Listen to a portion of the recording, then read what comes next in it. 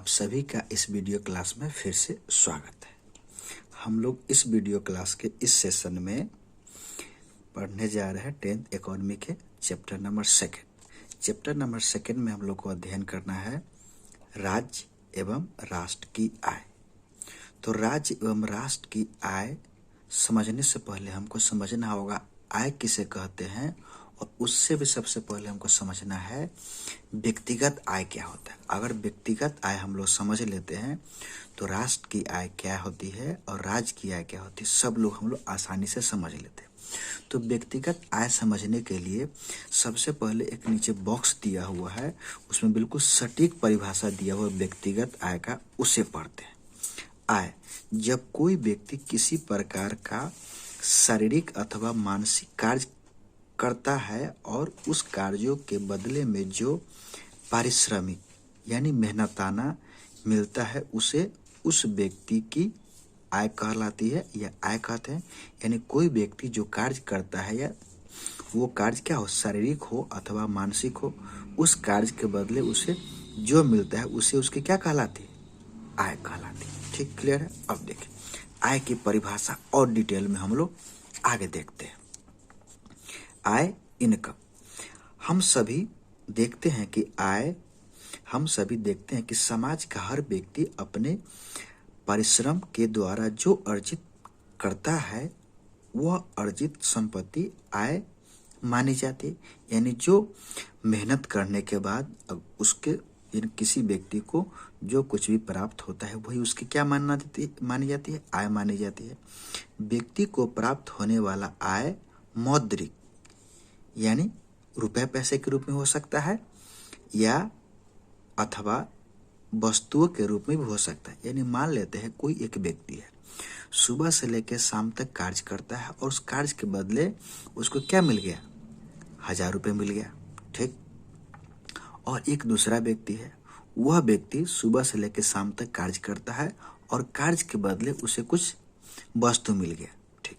और वो वस्तु मान लेते हैं कुछ भी क्या है, गेहूं है, वही उसकी आय कहलाएगी। ठीक, यानी काम करने के बदले जो उसे प्राप्त होता है वही उसकी आय कहलाती है। अब देखिए बहुत इंपॉर्टेंट आगे है, अर्जित संपत्ति की मौद्रिक अभिव्यक्ति आय में होती है। यानी जो भी संपत्ति प्राप्त होती है वो कितने मूल्य का है उसे ही क्या कहते हैं, आय कहते हैं। जैसे मान लेते हैं एक व्यक्ति सुबह से लेकर शाम तक कार्य करता है, कार्य के बदले उसको 1000 रुपये मिल गया, तो ठीक है, उसको क्या मिल गया, उसको पैसा मिल गया, यानी उसकी आय क्या हो गई, 1000 रुपये।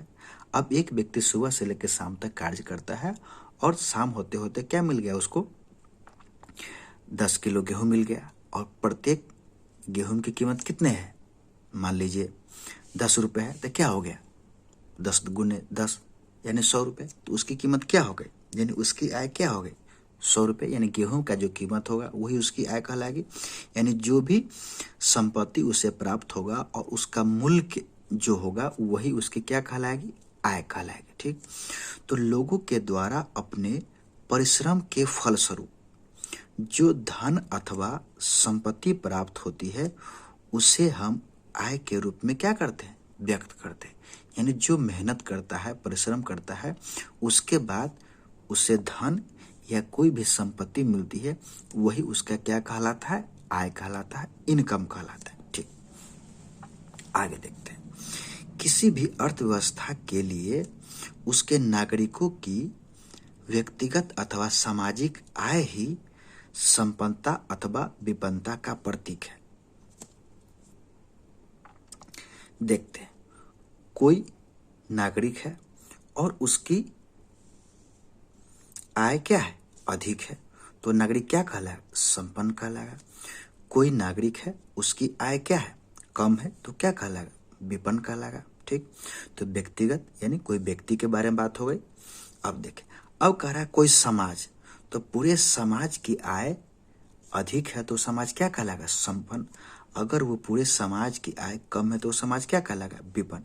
यानी आय के आधार पर ही व्यक्ति या समाज आर्थिक रूप से संपन्न या आर्थिक रूप से क्या हो सकता है, विपन्न यानी कमजोर हो सकता है। ठीक।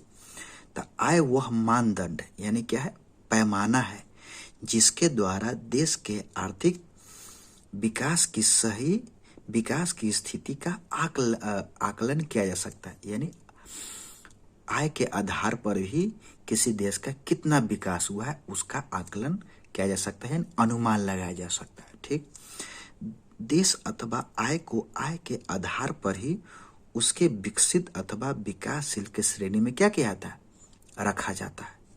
यानी क्या, देखिए, देश या राज्य को आय के आधार पर ही उसे विकसित या विकासशील, यानी आय अधिक होगा तो उसे क्या कहेंगे, विकसित।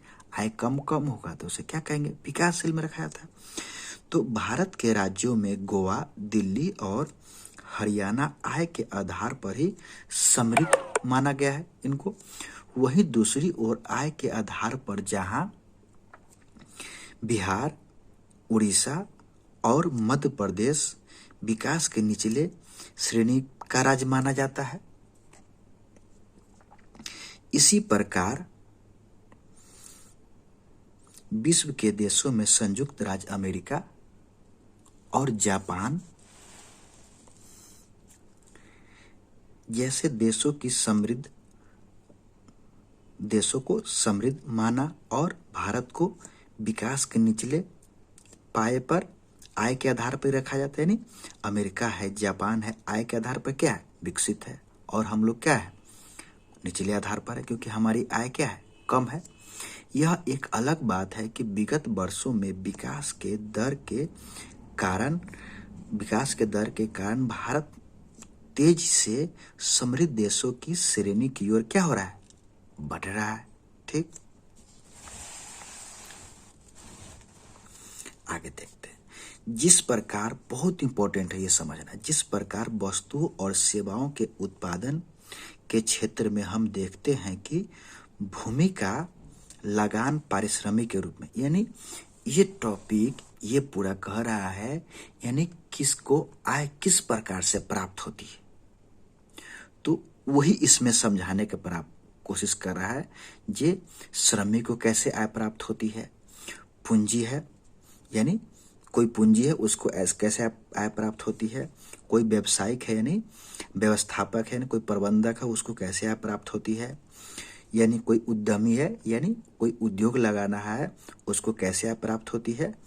ठीक, तो उसी को इसमें समझना, बहुत गहराई समझिएगा, कोई भी इतनी गहराई से नहीं समझा, हम लोग समझने की कोशिश करते हैं। देखिए, भूमि का पारिश्रमिक लगान होता है, तो भूमि हम लोग समझते हैं, और पारिश्रमिक कहने का अर्थ होता है कोई भी काम करने के बदले जो मुझे मिलता है या जो किसी को मिलता है उसी को क्या कहते हैं, पारिश्रमिक। जैसे मजदूर है और वो मजदूर है, वो कोई काम करेगा, काम के बदले जो उसे मिलेगा उसे क्या कहते हैं, मजदूर की पारिश्रमिक। ठीक, अब देखते हैं, तो भूमि का पारिश्रमिक लगान, अब इसको समझना है, यानी भूमि कोई मजदूरी करता है जो उसको लगान मिलता है। देख, इसको समझिए, जैसे मान लेते हैं कोई भूमि है, मान लीजिए एक भूमि का टुकड़ा है, और इस भूमि का टुकड़ा को हम क्या कर दिए, अपने लिए उपयोग करते हैं, तो उससे मुझे आय प्राप्त होती है।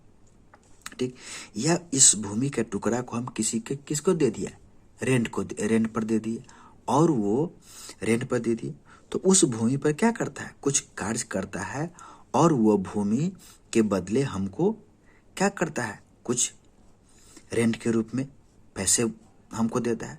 तो क्या भूमि का वह जो रेंट के रूप में पैसे आया, क्या वो भूमि का अर्जित आय हुआ कि नहीं हुआ, जो आय भूमि अर्जित किया मिला हमको। ठीक, तो वही कह रहा है भूमि का अर्जित आय क्या होता है, जो वही लगान के रूप में, यानी भूमि का जो रेंट के रूप में लिए हुए था वो हमको किसके, लगान के रूप में जो पैसे दिया। ठीक, वही उसका भूमि का क्या है, अर्जित आय है। अब देखिए, श्रम, यानी कोई मजदूरी करता है तो उसका पारिश्रमिक क्या होता है, यानी कोई श्रम करने वाला, मजदूरी करने वाला है तो उसका पारिश्रमिक यानी मेहनताना, यानी उसकी आय क्या होती है, मजदूरी के रूप में मिलती है के रूप में। अब पूंजी का पारिश्रमिक ब्याज के रूप में। अब देखिए, अब इसको समझिए, मान लेते कोई बैंक है और वो बैंक क्या करते है, महीने में 5 लाख का क्या कर रखा है, लोन दे रखा है, वही लोन को क्या कहते हैं, पूंजी कहते हैं। तो वो लोन दे रखा है और उस लोन के बदले में उस बैंक को ब्याज मिल रहा है कि नहीं ब्याज मिल रहा है, तो वो जो पूंजी है जो बैंक ने किसी को ऋण के रूप में दिया है, हमको आपको किसी और को भी ऋण के रूप में दे सकता है। तो ऋण के बदले हम लोग क्या चुकाते हैं? ब्याज चुकाते हैं। तो वही ब्याज बैंक को प्राप्त हुआ कि नहीं प्राप्त हुआ? तो वही ब्याज बैंक को प्राप्त हुआ। तो पूंजी ने कुछ न कुछ अर्जित किया कि नहीं अर्जित किया? तो पूंजी ने भी आय अर्जित किया, किसके रूप में? ब्याज के रूप में। तो पूंजी का परिश्रम क्या हो गया? ब्याज। अब देखिए, व्यवस्थापक यानी कोई प्रबंधक जो किसी संस्थान के लिए काम करता है उसको क्या मिलता है? वेतन मिलता है, तो वेतन के रूप में। एवं उद्यमी या पारिश्रमिक जो उद्योग खोलने वाला है उसे क्या मिलता है? आय के रूप में। या तो उसको लाभ प्राप्त होता है या उसे क्या मिलता है? हानि प्राप्त होता है। तो लाभ या हानि के रूप में भी वह उसके आय के रूप में क्या होता है? प्रकट करता है। ठीक, थैंक यू फॉर वाचिंग। अच्छा लगे तो वीडियो क्या कीजिए, लाइक कीजिए, सब चैनल को सब्सक्राइब कीजिए, अपने दोस्तों को भी शेयर कीजिए। ठीक, फिर अगले वीडियो में हम लोग देखेंगे यहाँ से बिहार की आय। ठीक है, थैंक यू फॉर वाचिंग।